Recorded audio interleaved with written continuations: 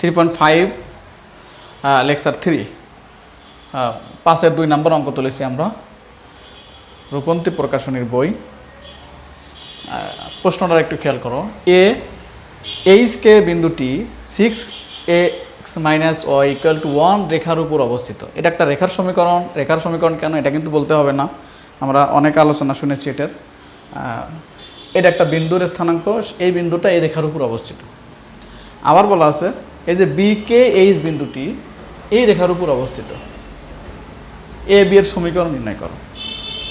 তো এটা সলভ করার আগে একটা বেসিক দরকার, সেটা হলো একটা বিন্দু একটা রেখার উপর অবস্থিত হলে আমাদের করণীয় এই কথা যদি বলা থাকলো যে মনে করো 3x - y = 1। খেয়াল করো, বলা হলো যে এই রেখার উপরে 3, 8 বিন্দুটি অবস্থিত।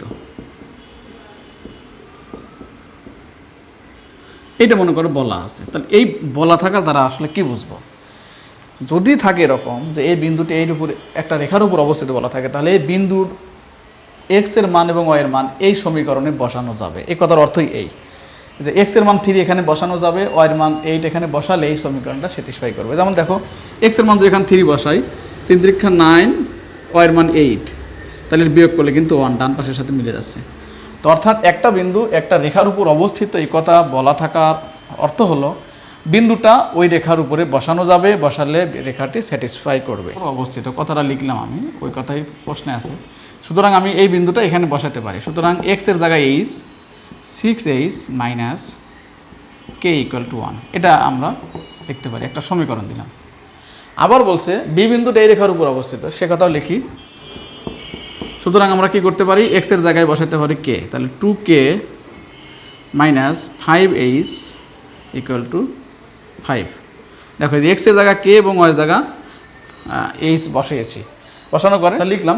আমাদের উদ্দেশ্য কি সেটা তো মাথায় রাখতে হবে। a b এর সমীকরণ নির্ণয় করতে হবে, অর্থাৎ প্রথমে এই যে a বিন্দু আর এই b বিন্দুর স্থানাঙ্ক নির্ণয় করতে হবে। খেয়াল করো a এবং b বিন্দুর স্থানাঙ্কের মধ্যে পার্থক্য কি? এটা h k, এটা হচ্ছে kh। তার মানে আমরা যদি h এবং k এর মান বের করতে পারি, তাহলে a বিন্দুর স্থানাঙ্ক বের করতে পারবো, b বিন্দুর স্থানাঙ্ক বের করতে পারবো। a b এর স্থানাঙ্ক যখন পেয়ে যাব, তখন a b এর সমীকরণ, দুই বিন্দুগামী সরলরেখার সমীকরণ নির্ণয়ের একটা সূত্র শিখেছিলাম। x - x1 / x1 - x2 = y - y1 / y1 - y2। তোমরা দেখো 2 নম্বর লেকচার এটা ভালোভাবে বোঝানো আছে। তো আমাদের এখন কাজ হবে h এবং k এর মান বের করা। তো এই দুইটা সমীকরণ যদি সমাধান করি, h এবং k এর মান বের করা খুবই সহজ। তো সমাধান করার জন্য অনেকগুলো পদ্ধতি আছে, যে পদ্ধতি তোমার ভালো লাগে সেই পদ্ধতি অ্যাপ্লাই করতে পারো। আমি 1 না দিয়ে এখান থেকে k এর মান বের করি। k = 6h - 1, এটা 1 নম্বর দিলাম, আর এটা 2 নম্বর না দিলেও চলে। তো আমরা কী করবো, এই k এর মান এখানে বসিয়ে দেবো।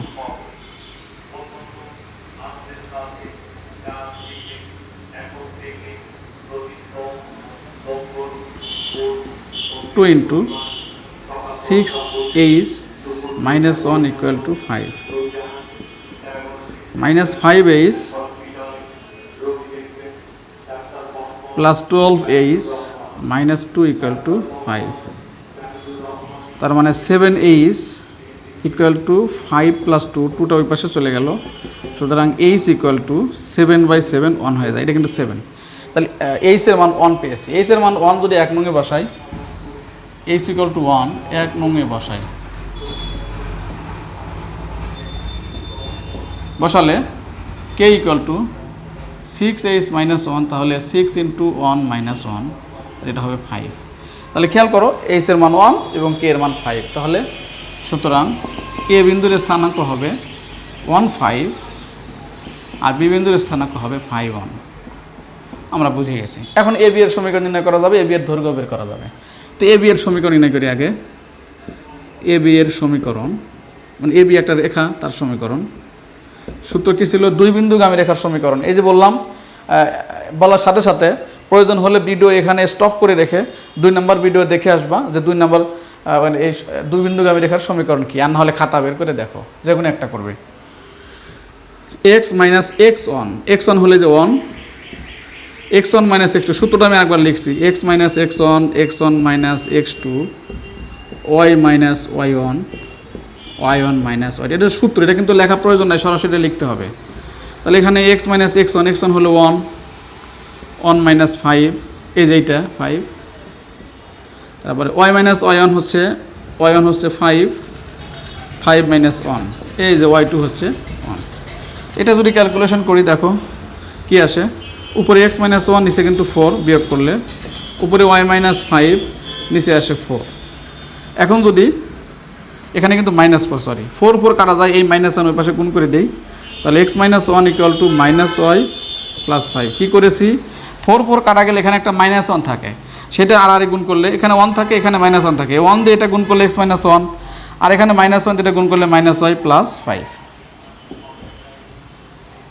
সুতরাং এক পাশে নিয়ে আসলে x + y, 1টাকে 5 এর পাশে নিয়ে আসলে -4 না -6 = 0। এটাই হলো আমাদের এ বি এর সমীকরণ, একটা অ্যান্সার। একবার লিখেছি, বাম পাশে নিয়ে আসলে x + y হয় -1, এটা -5 6 হয়ে যায়। এখন আসে আরেকটা অংশ আছে, এ বি এর দৈর্ঘ্য নির্ণয় করো। দৈর্ঘ্য নির্ণয় সূত্র সেই 3.1 শিখেছি। এ বি এর দৈর্ঘ্য সমান, মনে আছে হয়তোবা, x1 - x2 হোল স্কয়ার, যে একটা থেকে একটা বিয়োগ করবে, যে 1 - 5 হোল স্কয়ার, 5 - 1 হোল স্কয়ার, তাহলে এটা হয় -4 স্কয়ার, এটা হয় 4 স্কয়ার, তার মানে এটা হলো 16, এটাও হলো 16, তার মানে 16 × 2 4√2 একক। এটা অ্যান্সার। তাহলে অ্যান্সার হলো দুইটা, একটা হচ্ছে এ বি এর সমীকরণ, আর আরেকটা হচ্ছে হলো এ বি এর 6 3 নাম্বার। x - 4 = 0, এটা একটা সমীকরণ। y - 5 = 0 একটা সমীকরণ। x + 3 = 0 একটা সমীকরণ, এবং y + 2 = 0 আর একটা সমীকরণ। তো খেয়াল করো, এখানে 4টা সমীকরণ দেওয়া আছে, বলা আছে সমীকরণগুলি একটি চতুর্ভুজের 4টি বাহু নির্দেশ করে। যেহেতু এটা রেখার সমীকরণ, সরলরেখার সমীকরণ, তার 4টি বাহু নির্দেশ করে। কর্ণদ্বয়ের দৈর্ঘ্য ও সমীকরণ নির্ণয় করো। যদি চতুর্ভুজ হয়, তার 2টা কর্ণ আছে, তাই বলা আছে কর্ণদ্বয়ের দৈর্ঘ্য এবং সমীকরণ নির্ণয় করতে বলছে। সমীকরণ বলতে ওই 2টা কর্ণের সমীকরণ। যেরকম কর্ণ যদি হয়, চতুর্ভুজ যদি হয় ABCD, তাহলে একটা কর্ণ হবে AC, একটা কর্ণ হবে BD। তো AC কর্ণের দৈর্ঘ্য নির্ণয় করতে হবে, সমীকরণ নির্ণয় করতে হবে। আবার AC কর্ণের BD কর্ণের দৈর্ঘ্য নির্ণয় করতে হবে, সমীকরণ নির্ণয় করে কি x = 4, এটা ধরলাম 1 নাম্বার। আবার y - 5 = 0, সুতরাং y = 5 2 নাম্বার। আবার x + 3 = 0, সুতরাং x = -3 3 নাম্বার। রেখাগুলোর নাম্বার দিচ্ছি আমি। y + 2 = 0, সুতরাং y = -2, এটা হলো 4 নাম্বার সমীকরণ। তো খেয়াল করো, আমরা 4টা সমীকরণকে একটু পরিবর্তন করে লিখেছি, জাস্ট সংখ্যাটাকে ডান পাশে দিয়ে লিখেছি। 4টা সমীকরণ হয়েছে, 4টা সমীকরণের দিকে তাকালে ভালোভাবে বুঝতে পারবো। তো আমি এখন তো তোমরা তুলে নিছো হয়তোবা, আমি এইগুলো মুছে দিই, এমনি বোঝানোর জন্য। এই যে 4টা সমীকরণ হলো, এই 4টা সমীকরণের দিকে তাকাইলে আমি একটা সূত্র দিয়েছিলাম, দেখো 2 নাম্বার সূত্রটা ছিল অক্ষের সমান্তরাল রেখার সমীকরণ। তো কেমন ছিল, এই যে x = 4 মানে কিন্তু এটা y অক্ষের সমান্তরাল রেখার সমীকরণ, y = 5 মানে x অক্ষের সমান্তরাল রেখার সমীকরণ। তো আমরা দিয়েছিলাম y = b, x = a। খেয়াল করো 2 নাম্বার সূত্র, 2 নাম্বার লেকচারের 2 নাম্বার সূত্রের দিকে খেয়াল করো, 4টে সূত্র একসাথে দেওয়া ছিল। তো সেই 4টে সূত্রকে ফলো করবো এখন। তো এটা যদি হয় x = 4, এটা যদি হয় y অক্ষের সমান্তরাল, এটা কিন্তু চিত্রে আমরা দেখাতে পারবো, কোনো সমস্যা নাই। তো আমরা চিত্রে এখানে সুন্দর করে একটা চিত্র আর্ট করছি, খেয়াল করো। আমি জাস্ট চিত্র না আঁকলে এই অঙ্কটা করা যাবে না, বা করা গেলেও কঠিন হবে, যে কারণে আমরা চিত্রটা দিয়ে দিচ্ছি। চিত্র আঁকলেই অঙ্ক সহজ হয়ে যাবে। x = 4, এই রেখাটা কীভাবে আঁকবো, এটা কিন্তু y অক্ষের সমান্তরাল, তার মানে x এর মান 4, 1 2 3 4 আন্দাজ করে এইভাবে y অক্ষের সমান্তরাল যেহেতু আমার বাঁকা হয়েছে।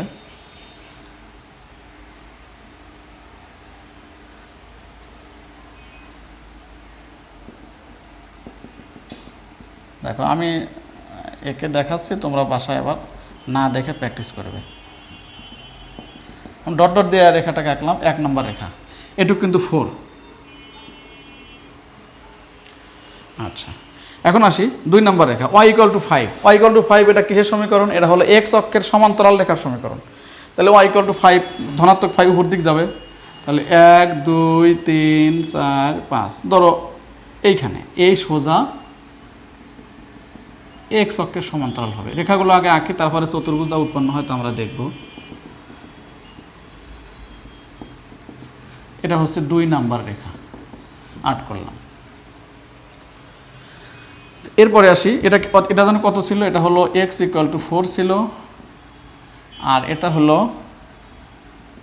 হচ্ছে y = 5 লিখে রাখি।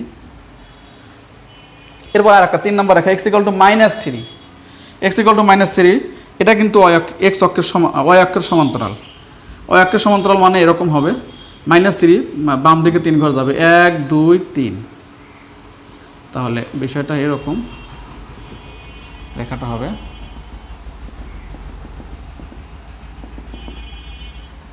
এটা হলো 3 নাম্বার রেখা, এটা হচ্ছে x = -3। এরপরে আসি y = -2। এটা কিন্তু x অক্ষের সমান্তরাল, y এর মান যেহেতু দেওয়া আছে x অক্ষের সমান্তরাল, তাহলে -2 নিচের দিকে 2 ঘর হবে, 1 ঘর 2 ঘর এইভাবে যাবে, x অক্ষের সমান্তরাল। পুরো আমি রেখা ডট ডট দিয়ে আঁকলাম। এটা হচ্ছে 4 নাম্বার, এটা হচ্ছে y = -2। যাক, তো 4টা রেখা কিন্তু আমি চিত্রে অঙ্কন করে দেখালাম। এটা হচ্ছে মূলবিন্দু, এটা হলো x অক্ষ, এইটা হচ্ছে y অক্ষ। তো আমরা যে রেখাটা আঁকলাম সেই সূত্রকে বা সূত্রের উপর ভর করে কিন্তু আমরা রেখা আঁকলাম। এখন যে চতুর্ভুজ উৎপন্ন হলো সেই চতুর্ভুজের একটা নাম দিই আমরা, যে বিন্দুগুলোতে ছেদ করছে সেগুলোর নাম দিই। ধরো এই বিন্দুটা হলো a বিন্দু, এইটা হচ্ছে a বিন্দু, এইটা হচ্ছে b বিন্দু, এটা হচ্ছে ধরো c বিন্দু, আর এটা হলো d বিন্দু। এই 4টা বিন্দুর নাম। তাহলে a b c d একটা চতুর্ভুজ উৎপন্ন হয়েছে। এখন আমি চিত্র থেকে বুঝি কিনা যে a b c এর স্থানাঙ্ক কত, আমরা সরাসরি কিন্তু লিখতে পারবো চিত্র দেখে দেখেই। তো a বিন্দুর স্থানাঙ্ক যদি নির্ণয় করতে চাই, দেখো এইখান থেকে এখানে 4 ঘর, আর এখানে নিচে আছে কিন্তু 2 ঘর, তাহলে এটা হবে 4 - 2, সেটা এখানে লিখতে হবে নিচে। চিত্র হতে পাই a বিন্দুর স্থানাঙ্ক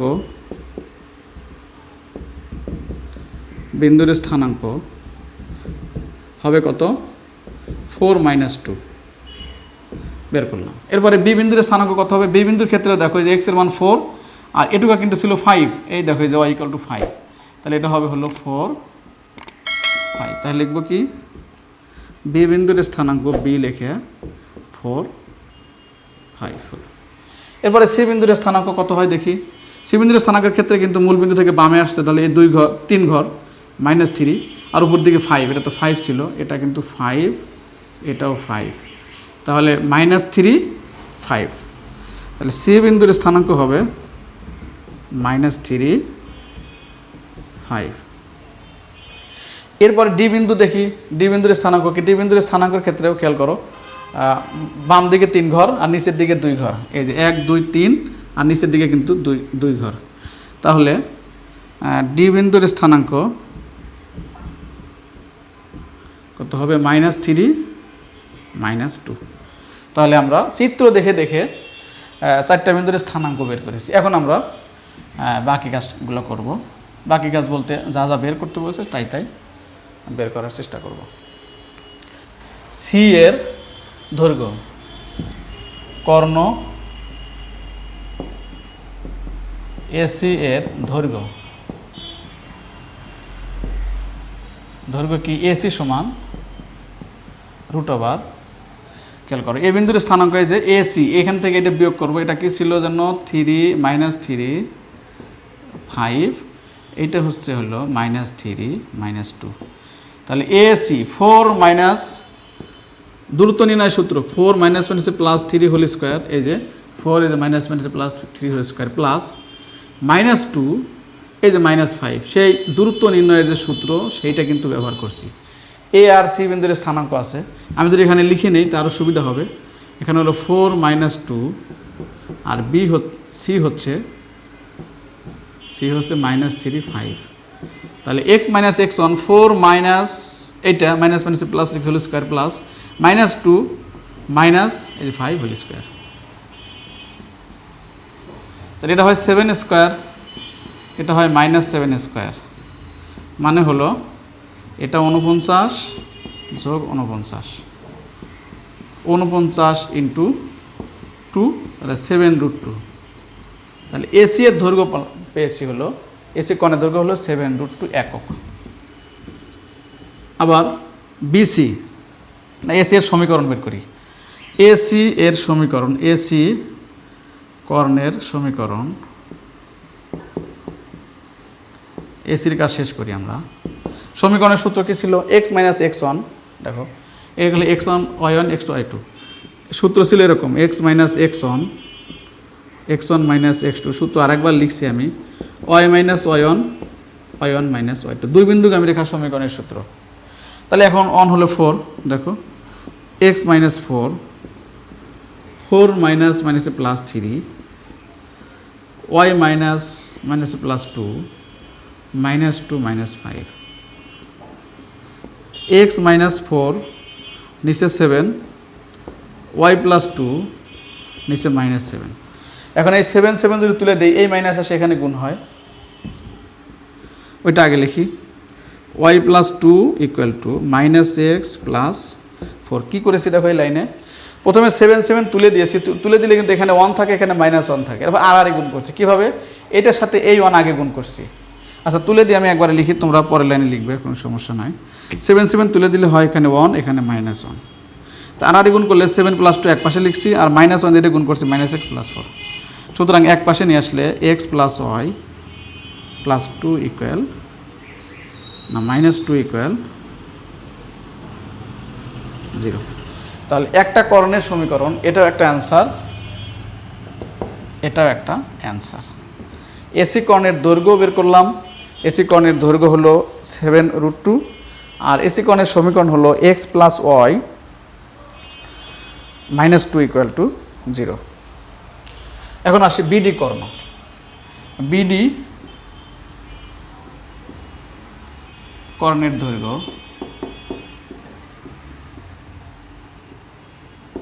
দৈর্ঘ্য সমান বের করি। দেখো